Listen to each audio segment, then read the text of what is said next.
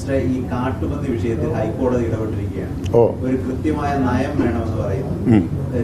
തമിഴ്നാട് മറ്റ് ഇതര സംസ്ഥാനങ്ങളൊക്കെ ചെയ്യുന്നത് 3-5 കിലോമീറ്റർ ദൂരപരിധി വെക്കുന്നുണ്ട്. അതായത് കാട്ടിൽ നിന്ന് ഇറങ്ങിയാൽ എപ്പോ വെടിവെക്കാം എന്നത് ഒരു പ്രശ്നമാണല്ലോ. ഇപ്പൊ നമ്മളെ സംബന്ധിച്ചിടത്തോളം കാട്ടിൽ നിന്ന് പുറത്തിറങ്ങി അപ്പോഴേ വെടിവെക്കുകയാണ്. മാത്രമല്ല, പഞ്ചായത്ത് പ്രസിഡന്റുമാരെ ഈ ഉത്തരവാദിത്തം ഏൽപ്പിക്കുന്നതിൽ ഒരു സംശയം കൂടി ഹൈക്കോടതി പ്രകടിപ്പിച്ചിട്ടുണ്ട്. സ്വാഭാവികം അനുഭവത്തിന് അതിൽ എന്താണ് അടുത്ത തുടർ നടപടി? അവിടെയാണ് ഞാൻ ഇരട്ട സമീപനം എന്ന് പറഞ്ഞത്. ഞാൻ നേരത്തെ നിങ്ങൾ സൂചിപ്പിച്ചൊരു ഇരട്ട സമീപനം ചിലർ വെച്ച് പുലർത്തുന്നുണ്ട്. എന്താണ്? നമ്മൾക്ക് ഇവിടെ ബഫർ സോണായി 1 ഇഞ്ച് ഭൂമി പോലും വെക്കാൻ പറ്റില്ല. അതുകൊണ്ട് ബഫർ സോൺ വന്നപ്പോൾ ജനവാസ മേഖലകളിൽ ബഫർ സോൺ അംഗീകരിക്കുകയില്ല. കാടിൻ്റെ തൊട്ടാണ് ജനവാസ മേഖല. ഇവിടെ അത് പ്രായോഗികമല്ല, മറ്റു സ്ഥലത്തൊക്കെ അത് പ്രായോഗികമാണ്. അതുകൊണ്ട് നിങ്ങൾ അത് വേണമെന്ന് ആവശ്യപ്പെടുന്നിടത്തേക്ക് നിങ്ങളെ ചോദ്യം എൻ്റെ ഉത്തരവെത്തിപ്പോൾ.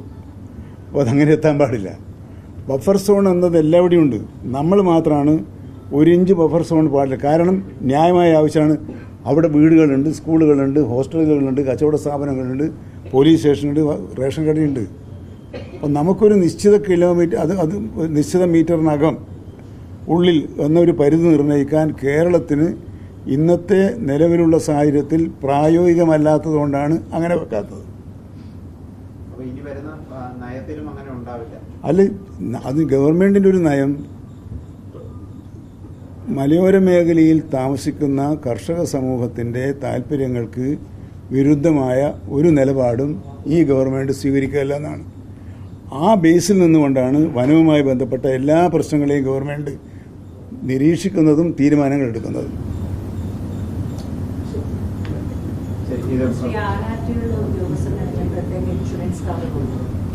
കൊടുക്കണമെന്നാണ് അപ്പോൾ നമ്മൾ കൊടുത്തുകൊണ്ട് വരുന്നുണ്ട്. ആധുനിക ഉപകരണങ്ങൾ കൊടുത്തു വരുന്നുണ്ട്.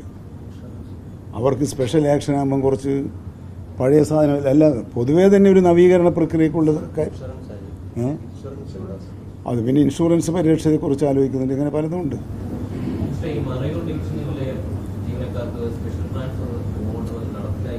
എന്താ മറയൂർ ഡിവിഷനിലെ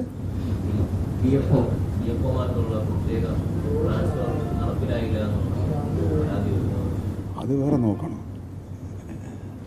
ട്രാൻസ്ഫർ ആൻഡ് പോസ്റ്റിങ്ങിൻ്റെ വിശദാംശം ഞാൻ നോക്കുന്നില്ലല്ലോ. അല്ല, അതെന്താ നോക്കണം. ട്രാൻസ്ഫർ ആൻഡ് പോസ്റ്റിങ്ങിന് എനിക്ക് അധികം വലിയ താല്പര്യമില്ലാത്തതുകൊണ്ട് ഞാനത് അന്വേഷിക്കലില്ല. നിങ്ങൾ ഈ പറഞ്ഞെന്തോ അങ്ങനെ ഒരു ഫയൽ ഉണ്ടോ എന്ന് ഞാൻ നോക്കിക്കോളാം.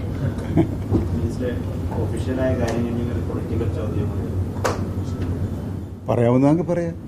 ഈ മിനിസ്റ്ററുടെ പാർട്ടിയിലെ ഈ തിരുവനന്തപുരം ജില്ലാ കമ്മിറ്റിയിൽ സംസ്ഥാന പ്രസിഡന്റിനെ പ്രവർത്തകർ നേതാക്കൾ പിടിച്ച് തള്ളിയെന്നും കയ്യേറ്റം ഉണ്ടായെന്നും പിന്നെ പുതിയ പ്രസിഡന്റിനെ നിശ്ചയിച്ചു, അവരൊന്ന് അത് ഹൈജാക്ക് ചെയ്യുന്നു, അങ്ങനെ ഒരു സംഘർഷഭരിതമായ സാഹചര്യം. അത് ശ്രദ്ധയിൽപ്പെട്ടോ? ഉണ്ടോ? ശ്രദ്ധയിൽപ്പെട്ടില്ല. അങ്ങനെയുണ്ടോ എനിക്കറിയില്ല.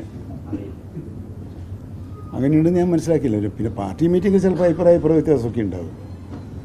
അല്ല, അത് സംഘർഷഭരിതമാണെന്നൊക്കെ ഞാൻ കണ്ടിട്ടുമില്ല, കേട്ടിട്ടുമില്ല. ഇപ്പം നിങ്ങളൊരു പിന്നെ മാധ്യമത്തിൽ ഞാൻ വായിച്ചിട്ടുമില്ല.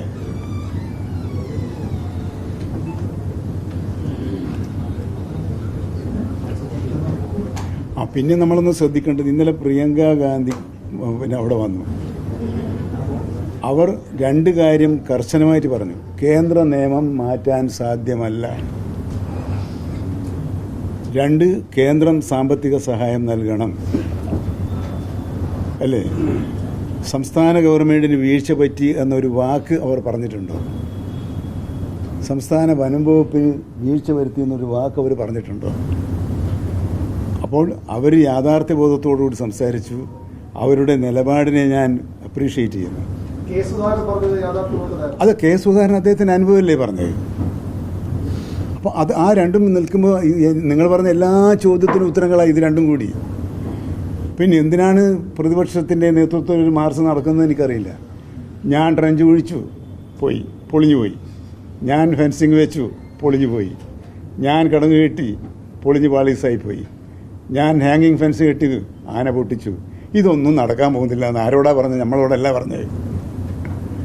ഇത് പറഞ്ഞിട്ട് നിങ്ങൾ ജാഥ നടത്തണ്ടെന്ന്, ഇതൊന്നും നടക്കാൻ പോകുന്നില്ല എന്ന് പറഞ്ഞത് സംസ്ഥാന കോൺഗ്രസിൻ്റെ അധ്യക്ഷൻ, ഇടതുപക്ഷ UDFിൻ്റെ പാർലമെൻ്ററി പാർട്ടി നേതാവായ പ്രതിപക്ഷ നേതാവിൻ്റെ നേതൃത്വം നടക്കുന്ന ജാഥയിലാണ് പറഞ്ഞത്. അത് ജനങ്ങൾ വല്ലാണ്ട് ആസ്വദിക്കുന്നുണ്ട് ഇപ്പോൾ. അപ്പം അദ്ദേഹത്തോടും ഒരു നന്ദി പറയേണ്ടതാണെന്ന് എനിക്കിപ്പോൾ തോന്നുന്നുണ്ട്.